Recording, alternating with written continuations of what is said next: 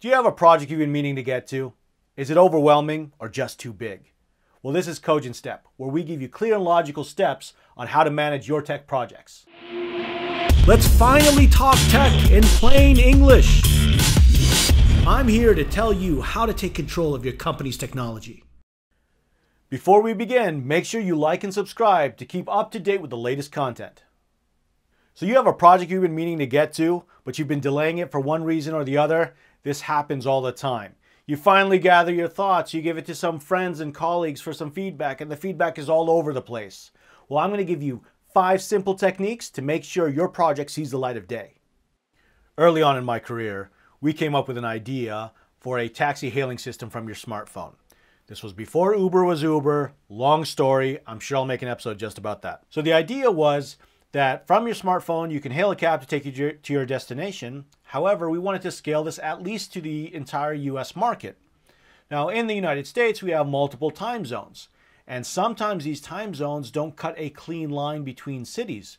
So you may be hailing a cab in one time zone while you're in another. So you can see it gets pretty complicated pretty quickly. And if we made all of this feedback come back and sort of create so much friction for us that we just gave up, we would have never made that company. So what we want to do is be able to overcome all this feedback, separate out good feedback from just fear of change, and then move on. To make sure your project sees the light of day, let's start with technique number 1.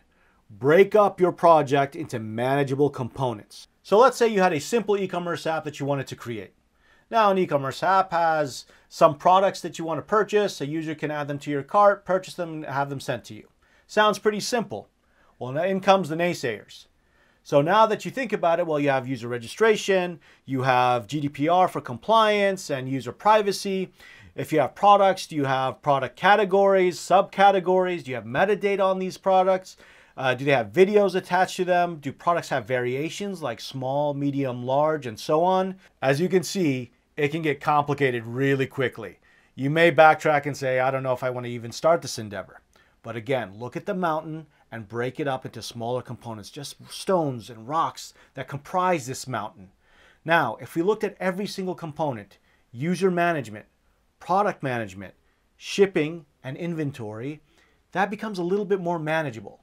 If we looked at product management, well, we want a product, we want a category and subcategory. We can start simple by saying every category and subcategory is just a picture of the category with a name.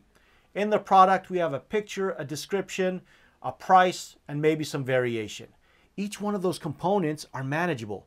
You can make a spec for that one component, the product page, make sure that that's available for the developer so that they can start working on it while you figure out the rest. Now, it's always good to stop for a moment and make sure you're aligned with your goal. You look at that summit and make sure you're still headed towards that summit so that you don't veer away too much. However, every one of these components are completely manageable. If it's not, break that component up into more manageable steps. Technique number 2, make sure you mine your feedback. There's multiple types of feedback that come in, some from potential customers and business partners, and some from your development team themselves. Now let's take a look at the two and the different problems we're going to face. When you're looking at potential customers and business partners, they're going to come back to you with mixed feedback. Some of that feedback is going to be fear of change. And so you need to take that with a grain of salt and understand the hidden emotion behind it and address the emotion. Because at the end of the day, you need adoption rate to your product. The other side of that is productive criticism. This is where people are trying to be honest with you, and you need to have open ears and not just close your ears to anything that may not go your way. You need to be able to hear feedback, whether you like it or not, and be able to address it. If your project is sound, you should be able to address this. Now, don't be afraid to polarize your group. It's okay if people love you or hate you. If everybody is lukewarm about you, that's another problem that you need. So polarizing is okay, but you need to have enough people on your side to make sure you have a viable business. Then we go to the other type of feedback. Now this comes from your development team. This is a mixed bag of nuts.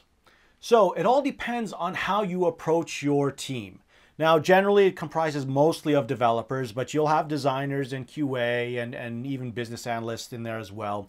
So when you go to your team, if you tell them this is what I need done, The immediate reaction is, here's the 50 reasons why you shouldn't do this, and all the potential edge cases that could go wrong, and why this is super complex and we shouldn't do it. Now, the technique there is to come to your team and ask them, how can we get this done? This is where you put the burden of finding a solution on them. That challenge now is different. The challenge isn't trying to poke holes in your idea. The challenge now is how to make your idea come to life. When you bring them why you want something to get done, they can figure out the how. And a challenge to them is to make sure that they can succeed. Because if they don't find a solution for this proposed problem, then they failed. Technique number 3, don't get lost in the weeds. Always make sure you're creating the minimum viable product. It's very easy whenever you're thinking about this new feature that you're adding in to add every bell and whistle in there, and it gets something what we call scope creep. The project just keeps on getting bloated and bloated and bloated, and a lot of this is based on your gut feeling on what your customers want. The technique is make sure that you have a minimum viable product that you can go to market with based on your analysis, based on your market feedback, but then once it's out, listen to your customers on what they want and make sure that is added into your backlog so that you can start developing based on what your customers need, not what you think the customers need. The other part is make sure your developers also solve tomorrow's problems tomorrow. It's always good to understand that we want this system to scale. However, if you let the developers do whatever they want, they're going to waste your entire budget building a foundation that's never going to break ground because they're spending all this time solving tomorrow's problems today. Well, we need to create a database that can house millions of users. Great. Once I'm at millions of users, this is a problem I would love to have. But don't waste too much time today solving tomorrow's problems. Make sure you can anticipate things coming. And sometimes it's good to put out the minimum viable product knowing that you're going to change it in the future. However, make sure you have a future. Technique number 4, make sure you never lose sight on your why you're doing this project. What is that summit? Where's your goal? Where are you going? It's extremely important to keep that in mind through every step of the process while you're developing your project. Because what ends up happening is, for example, in our project with the cab hailing system, we got into, well, should we rate the driver? Should we rate the customers? How do you tip? And you get to a sidetrack of potential things that can veer you away from seeing the light of day. Is that important? Is that the most critical path for you to be able to hail a cab and take you from A to B? If not, leave that for later. I'm not saying no, I'm just saying leave it for later. Phase things in. Make sure you have an MVP, have critical path to where you're going, a minimum viable product for your customers. Anything outside of that is delaying your project, costing you more money. I know it's extremely difficult when you have the entire vision in your head to go to market without every bell and whistle that's there. So it's extremely important to understand. Stay true to your mission. If it's not part of that mission, it can wait till later. Technique number 5, iterate. As we said before, try to go to market with the minimum viable product, but after that, you're going to iterate, go back and make things better and better and better. When you go to market and your customers give you feedback, even that feedback can be broken down into an MVP phase 1, phase 2, phase 3. Even when you're incorporating a new bell or whistle into your product, make sure that is an MVP and you iterate and iterate and iterate. Here's certain things that will happen. The market will change. What your customers tell you will change. For example, when we were developing Flywheel, the initial part, the biggest friction point was getting drivers to have a smartphone. They all had flip phones at the time. Again, who would know 2-3 years later, everybody would have an iPhone or the most advanced Android in their hands. Even cab drivers who thought, oh, this is too much technology, why would I ever use that? The market changed. Had we stayed stubborn and said, no, this is the orthodoxy that we're going to go through, we would have lost an opportunity.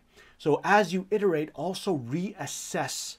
Reassess your idea, reassess the market, reassess what you thought the customers would need and listen to what they're telling you. Remember the 5 techniques. Break down your project into multiple components, Mind your feedback, MVP, remember your why, and always iterate. I hope these techniques help you in your next project.